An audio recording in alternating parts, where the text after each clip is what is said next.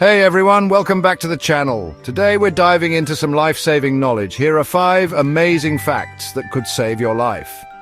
Now, I know what you might be thinking. Life-saving facts sounds intense. And yes, some of this stuff is serious. But think of it like this. Knowing these things is like unlocking a secret superpower. It's information that, in a critical moment, could make you a real-life hero for someone else, or even for yourself. We're not talking about complex medical degrees here. We're talking about straightforward, actionable knowledge that anyone can grasp. Over the next few minutes, we're going to break down some incredibly important skills and pieces of information. We'll cover everything from what to do if someone collapses and stops breathing, to how to spot the subtle signs of a stroke before it's too late. We'll even talk about escaping a fire and recognizing a severe allergic reaction. These aren't just abstract concepts, these are practical tools, and trust me, the science behind why these techniques work is actually pretty fascinating. My goal today is to arm you with this knowledge in a way that's easy to remember and hopefully empowering. So, grab a metaphorical notepad, or a real one if you're old school like me sometimes, because this isn't just another video, this is an investment in your safety and the safety of those around you. We're going to make learning these crucial facts engaging, maybe even a little fun. Because the more you connect with this information, the more likely you are to remember it when it truly counts. Ready to level up your life-saving game? Let's get into it. Alright, first up is CPR, or cardiopulmonary resuscitation. You've probably heard of it, maybe seen it in movies, but do you really know why it's so incredibly vital? When someone's heart stops beating, that's cardiac arrest. Their brain and other vital organs stop getting oxygen. And here's the kicker: brain cells can start to die within just a few minutes. That's a terrifyingly short window. CPR, especially those chest compressions, acts like an artificial heartbeat. You're essentially taking over the job of pumping oxygenated blood to the brain, keeping it alive until professional help arrives. It's literally a bridge to life. Now, learning CPR might seem daunting, like you need to be a medical professional. But that's the amazing thing, you don't. The basics, particularly hands-only CPR, which focuses on chest compressions, are relatively simple to learn. Think of the Bee Gees song, "Stayin' Alive." That's the rhythm you're aiming for, about 100 to 120 compressions per minute. You're pushing hard and fast in the center of the chest. It's physically demanding, no doubt, but the alternative is unthinkable. Every minute without CPR decreases the chance of survival significantly, so you doing something, anything, is infinitely better than doing nothing. Imagine this: someone you care about collapses. Paramedics are on their way, but they could be minutes out. Those minutes are gold. If you know CPR, you can step in and dramatically increase their chances of not just surviving, but surviving without debilitating brain damage. There are tons of courses available, often free or low cost, from organizations like the American Heart Association or the Red Cross. Seriously, look one up. It's a few hours of your time that could give someone else a lifetime. That's a superpower worth having. Next on our list is the Heimlich maneuver. And this one is for those terrifying moments when someone is choking. We've all had that minor scare where food goes down the wrong way. But true choking is when the airway is completely blocked. The person can't breathe, can't speak, can't cough effectively. It's a silent emergency that can turn fatal in minutes. The universal sign for choking is when someone clutches their throat with one or both hands. It's an instinctual signal that they're in serious trouble and need help fast. So, how do you become the hero in this scenario? For an adult or older child who is conscious, you'll perform abdominal thrusts, also known as the Heimlich maneuver. You stand behind the person, wrap your arms around their waist, make a fist with one hand and place the thumb side of your fist against their abdomen, slightly above the navel and well below the rib cage. Grasp your fist with your other hand and deliver quick upward thrusts. It's like you're trying to lift them up. The idea is to use the air trapped in their lungs to dislodge the obstruction like a human plunger. You continue these thrusts until the object is expelled or the person becomes unconscious, at which point you'd lower them to the ground and start CPR. Don't be timid.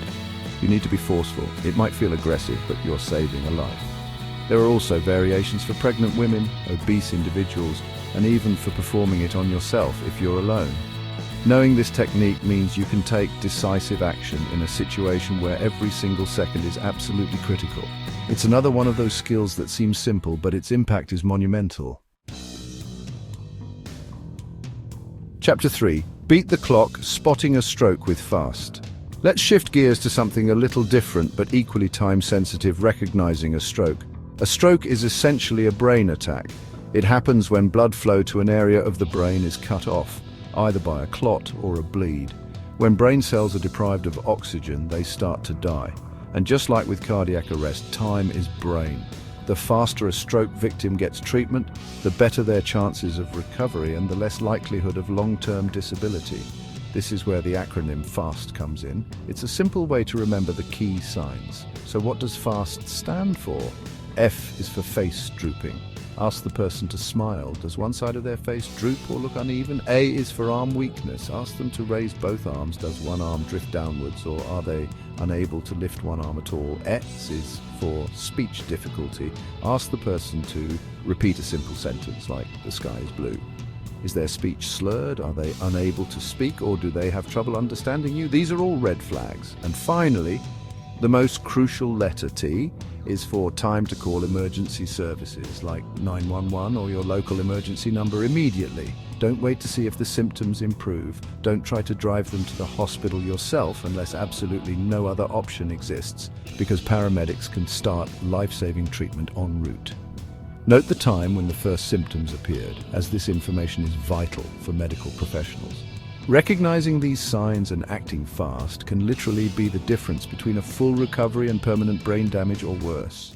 It's a powerful piece of knowledge. Chapter 4. Escaping the Inferno, your fire safety blueprint. Okay, let's talk about fire safety.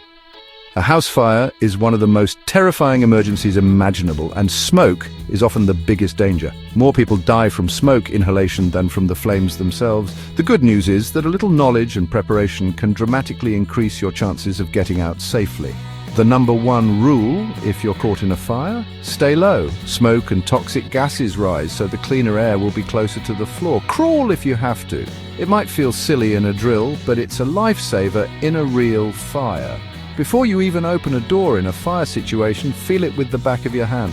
If it's hot or if you see smoke seeping around the edges, do not open it. Find another way out. This is why having at least 2 escape routes from every room is so critical. This isn't just a good idea, it should be a non-negotiable part of your home safety plan. And speaking of plans, everyone in your household needs to know the escape plan and where your designated outside meeting spot is.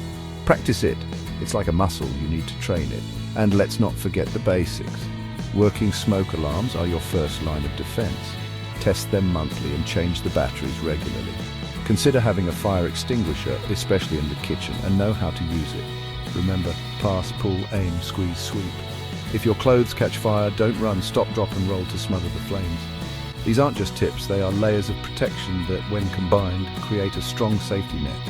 A few minutes of planning and practice can prevent a lifetime of regret. Chapter 5. Allergy Alert, recognizing and reacting to anaphylaxis. Our final life-saving fact involves recognizing and reacting to severe allergic reactions, also known as anaphylaxis.